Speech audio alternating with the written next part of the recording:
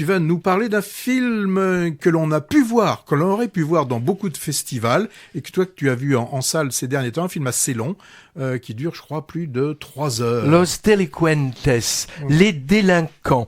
Mais le titre espagnol a été gardé pour ce long métrage argentin. Très long métrage, trop long sans doute.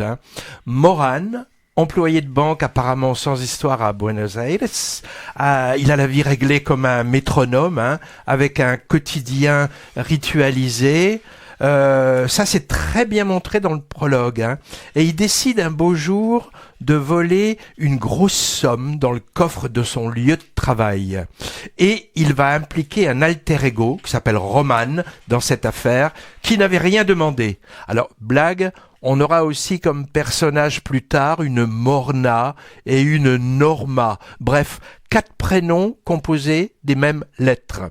Donc a priori une histoire de braquage, plutôt haletante en introduction, mais le réalisateur s'appelle Rodrigo Moreno, il va contourner un peu le film de casse pour divaguer et s'intéresser aux conséquences de cet acte sur plusieurs personnages, nos 2 anti-héros donc, leurs collègues et des gens qu'ils vont rencontrer en tâchant de mettre le magot au vert. Tout ça avec des allers-retours, oui, spatio-temporels, qui éclairent petit à petit l'histoire.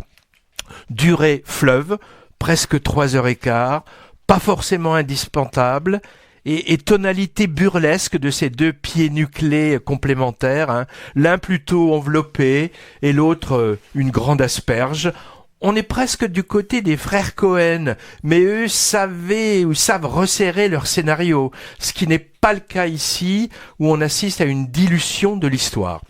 Alors dans sa forme, on passe du film policier western, avec détour vers la comédie romantique libertine, le body movie, un film sur un duo d'amitié, le film carcéral aussi, le tout doublé d'une ode à l'oisiveté dans la nature, dans une campagne argentine souvent très bien filmée, avec ses paysages grandioses. Alors le film se veut libertaire, mettant en avant de rebelles contre le monde capitaliste, mais j'ai trouvé quand même le fond un peu discutable.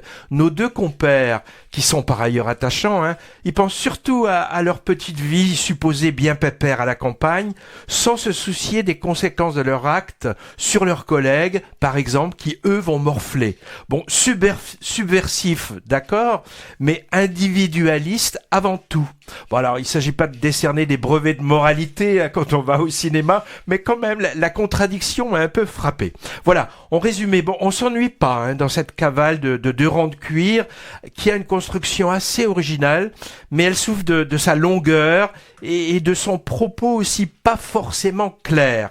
Petite remarque, se glisse dans le film un clin d'œil à un film d'un cinéaste français.